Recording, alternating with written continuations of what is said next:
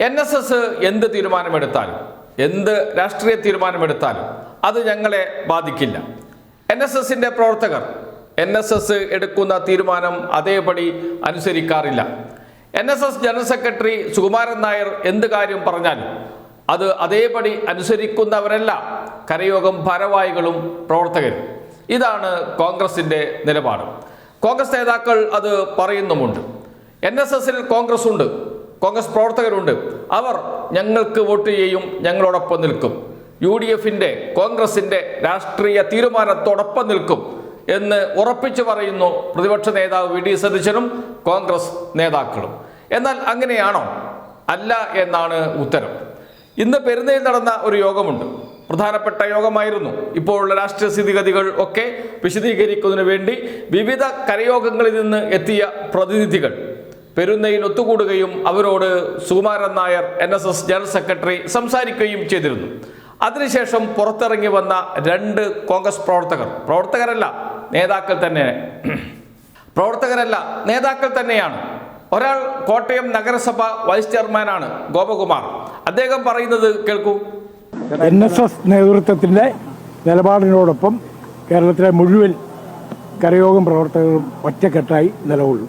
അദ്ദേഹം ഉറപ്പിച്ചു പറയുന്നു, NSS ഒരു തീരുമാനമെടുത്താൽ, NSS ജനറൽ സെക്രട്ടറി ആ തീരുമാനം പ്രഖ്യാപിച്ചാൽ NSSന്റെ ഓരോ പ്രവർത്തകരും അത് അനുസരിക്കും, അതിൽ ഉറച്ചു നിൽക്കും, അത് നടപ്പാക്കും എന്ന് പറയുന്നു. കോൺഗ്രസ് നേതാവ് കൂടിയാണ്, കോട്ടയം നഗരസഭ വൈസ് ചെയർമാനാണ് ഗോപകുമാർ പറയുന്നു. എന്ന് വെച്ചാൽ കോൺഗ്രസ് നേതാക്കൾ പറയുന്നിടത്തല്ല കാര്യങ്ങൾ നിൽക്കുന്നത് എന്നർത്ഥം.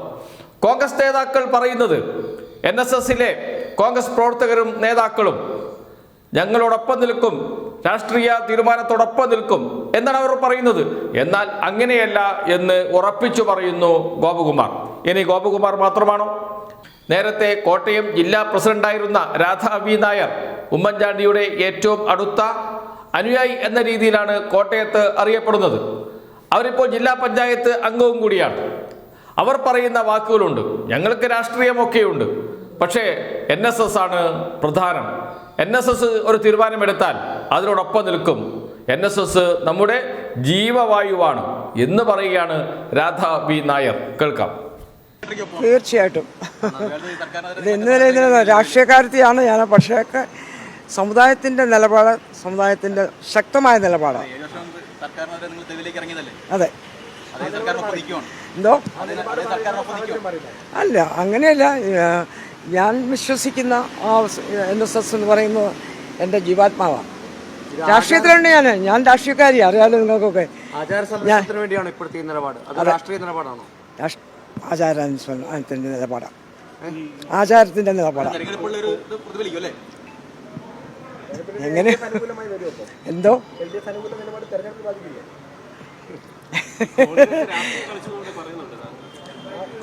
കോൺഗ്രസ് അതിപ്പം എന്തോ സാഹചര്യത്തിൻ്റെ കൊണ്ട് പറഞ്ഞതായിരിക്കാം. അങ്ങനെയൊന്നും അതുമല്ല, ഒന്നുമില്ല, അങ്ങനെയൊന്നും ഉണ്ടായിട്ടില്ല. NSSന്റെ തീരുമാനത്തിന് ഒരു വിലയുമില്ല എന്ന് പറയുന്ന കോൺഗ്രസ് നേതാക്കളോട്, KPCC ഭാരവാഹികളോട്, പ്രതിപക്ഷ നേതാവിനോടാണ് 2 കോൺഗ്രസിന്റെ പ്രധാനപ്പെട്ട പ്രവർത്തകർ, പ്രാദേശിക നേതാക്കൾ പറയുന്നത് NSS ആണ് ഞങ്ങൾക്ക് വലുത് എന്നും NSS ജനറൽ സെക്രട്ടറി പറയുന്നതാണ് ഞങ്ങൾക്ക് വലുത് എന്ന് VD സതീശൻ പറയുന്നതല്ല എന്ന്. അതാണ് അതിൻ്റെ മറുപുറം. VD സതീശനോ KPCC പ്രസിഡന്റ് സണ്ണി ജോസഫോ പറയുന്നതല്ല ഈ പ്രശ്നത്തിൽ NSSന്റെ നിലപാടിൽ കേരളത്തിൽ ഇപ്പോൾ മാധ്യമങ്ങളോട് പ്രതികരിക്കുന്നത് പ്രതിപക്ഷ നേതാവ് VD സതീശൻ മാത്രമാണ്. മറ്റാരും ഒരക്ഷരം മിണ്ടുന്നില്ല. രമേശ് ചെന്നിത്തല ഒരക്ഷരം മിണ്ടുന്നില്ല. KPCC പ്രസിഡന്റ് സണ്ണി ജോസഫ് ഒന്നും പറയുന്നില്ല. K മുരളീധരൻ ഇടയ്ക്കിടയ്ക്ക് വന്ന് ചിലത് പറയുന്നുണ്ട്. അത് പൊതുവായ കാര്യങ്ങൾ മാത്രമാണ്, NSSനെ കടന്നാക്രമിക്കുന്നില്ല. എന്നാൽ പ്രതിപക്ഷ നേതാവ് VD സതീശൻ അങ്ങനെയല്ല. അദ്ദേഹം രൂക്ഷമായി തന്നെയാണ് NSSനെ വിമർശിക്കുന്നത്. CPIM വർഗീയ സംഘടനകളുടെ പിറകെ പോവുകയാണ്, വലതുവൽക്കരണത്തിൻ്റെ പാതയിലാണ് CPIM എന്നൊക്കെ പറയുന്നു. വർഗീയ സംഘടനയുടെ പിറകെ പോവുകയാണ് എന്ന് വെച്ചാൽ NSS വർഗീയ സംഘടനയാണ് എന്ന് പറയുന്നതിന് തുല്യമാണ്. SNDP യോഗം വർഗീയ സംഘടനയാണ് എന്ന് പറയുന്നതിന് തുല്യമാണ്. അത്രമാത്രം രൂക്ഷമായാണ് വി ഡി സതീശൻ പ്രതികരിക്കുന്നത്. എന്നാൽ കോൺഗ്രസ് നേതാക്കൾ ആരും രംഗത്ത് വരുന്നില്ല. അവരുടെയൊക്കെ മനസ്സിൽ വി ഡി സതീശൻ പറയുന്നത് ശരിയല്ല, ഇത്ര രൂക്ഷമായി പറയേണ്ടതില്ല എന്ന നിലപാടാണ് എന്നതാണ് അവരുടെ മൗനം കൊണ്ട് അവർ നമ്മോട് പറയുന്നത്.